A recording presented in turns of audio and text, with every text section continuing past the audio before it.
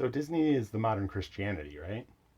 Now, I'm sure Christians won't enjoy their religion being compared to a multi-billion dollar entertainment corporation. And I'm guessing Disney fans aren't going to be too excited about their entertainment being compared to a religion with a not so stellar track record.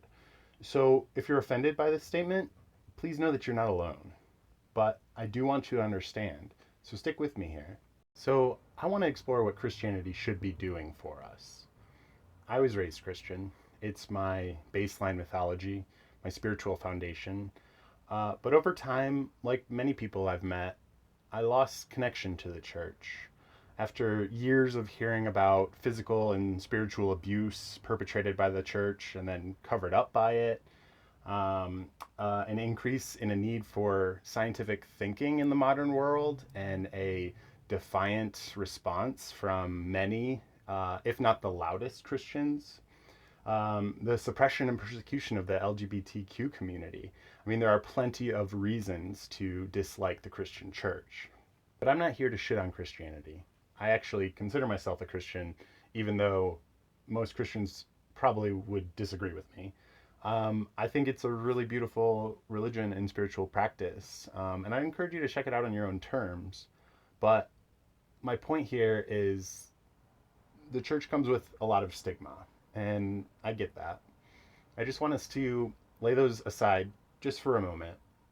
They'll be relevant later, but just for now, let's try to see Christianity for what it should be or what it could be. And here's what I think that is.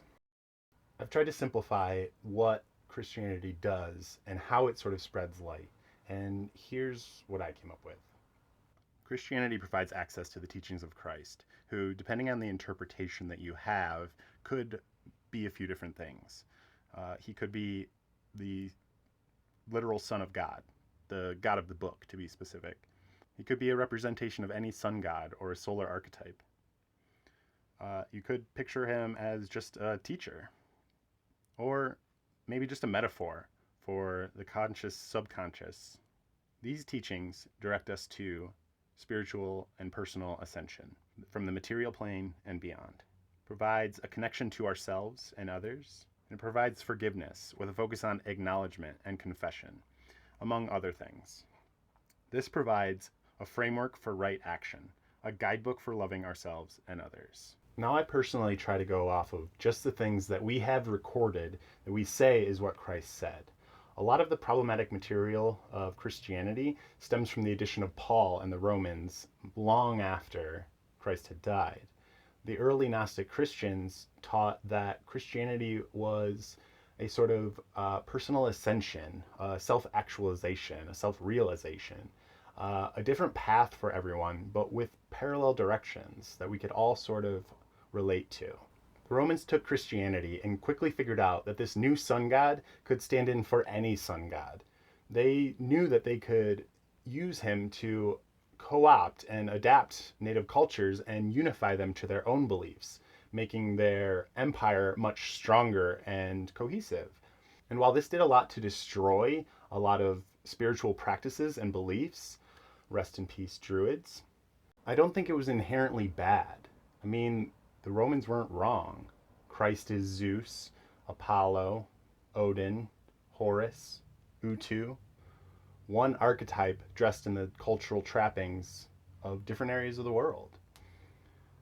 Messages from these gods come from the same divine space or the same space in our brains, but odds are those two spaces are the same thing. But that brings us to another thing that Christianity does. It spreads itself.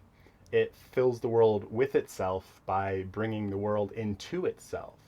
A cosmology that spreads itself by spreading light and helping individuals self-actualize by forming community and connection.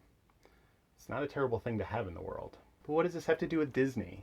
Well, allow me to read from the Book of Lion King. Book 3, verse 3.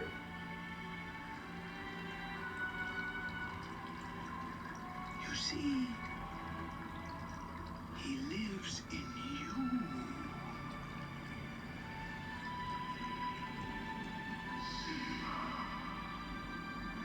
Father?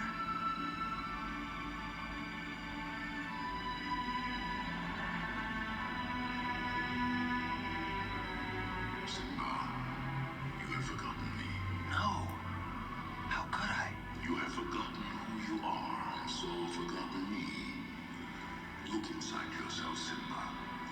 You are more than what you have become. You must take your place in the circle of life. How can I go back? I'm not who I used to be.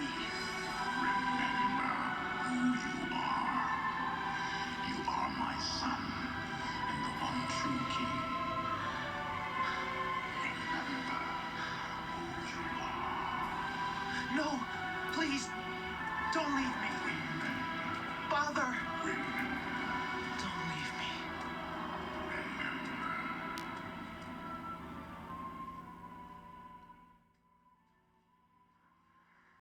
Since I was a kid, Disney has consistently given me entertainment, hope, emotional catharsis.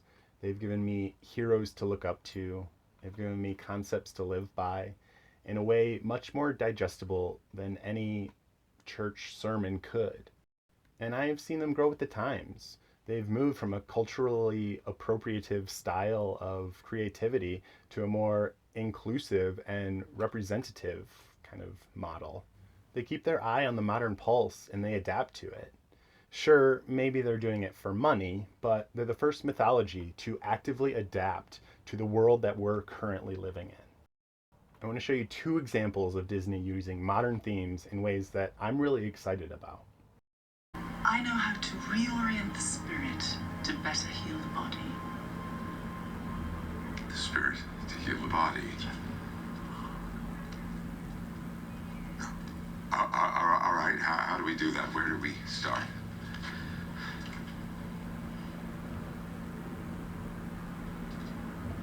Don't like that map? Oh no, it's really good. It's just, I've seen it before in gift shops. What about this one? Acupuncture, great. Yeah? What about that one? Showing me an MRI scan. I do not believe this. Each of those maps was drawn up by someone who could see in part, but not the whole. I spent my last Now, I understand that this is a movie about magic powers, and it doesn't matter that it's packaged in a superhero movie. These are some base level spiritual introductions, and these seeds are being planted in the minds of the youth. In the same way that Rick and Morty presents ideas about parallel realities next to fart jokes, what matters is that these words and ideas are more accessible to the cultural lexicon. I was watching Falcon and the Winter Soldier as it unfolded, and I was really proud of Disney for tackling themes of race and class. And then I saw this.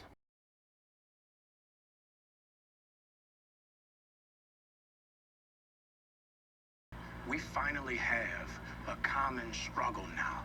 Think about that. For once, all the people who've been begging, and I mean literally begging for you, to feel how hard any given day is, now you know. How did it feel to be helpless?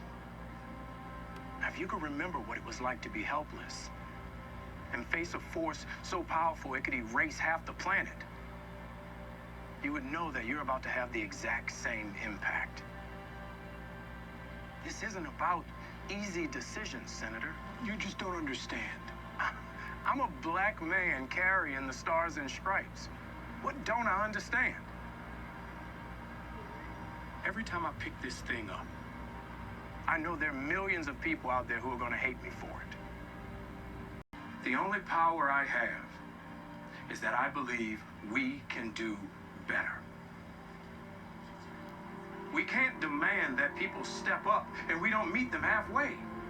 You control the banks. Shit, you can move borders. You can knock down a forest with the email. You can feed 1 million people with the phone call. But the question is, who's in the room with you when you're making those decisions? Is it the people you're going to impact? Or is it just more people like you? What the heck? This is Disney? Doesn't matter if they're doing it for money or headlines. I'd rather light a candle than curse the darkness. I hear a lot of complaints about Disney. It's a monopoly. It's unfair to its employees, most notably animators. Recently, I read an article about Disney refusing to pay royalties to properties that were purchased in the 20th Century Fox buyout. And I can't really speak to this, but I think things like this only really help to sell my theory. The mouse and the cross both have dark histories, but I think Disney comes out a little cleaner in comparison. All I'm saying is look at the facts. Both religions have a mythology that inspires personal ascension and connection to others. Disney is the upgrade because it allows those others to include people who have been excluded by religions in the past. Both religions spread themselves across the planet and assimilate cultures. In the same way that the church wants everyone to hold Jesus in their heart, Disney wants everyone to know which Frozen sister is which. Anna's the spunky one, and she has auburn hair. Disney is the upgrade for learning to take in and uplift other cultures through representation and awareness. Mythology is important. Belief is important. It's hard to keep the light in the modern world. C.S. Lewis said that if left unchecked, humans will slide into darkness. We need reminders that there is good in the world. I know that I do. I was 7 years old when I watched Simba's story. It spoke to me. It made me cry. And it became a part of my spiritual foundation in a sometimes painful world. And there are kids watching Disney now. Their foundations being impacted by a mythology that wants people to believe in the good in the world. Say what you want about their business practices, you can't deny the cohesion in their message. Life is good. It's even better together. And it's best when we find our purpose and our place in this world. In Mouse I Trust.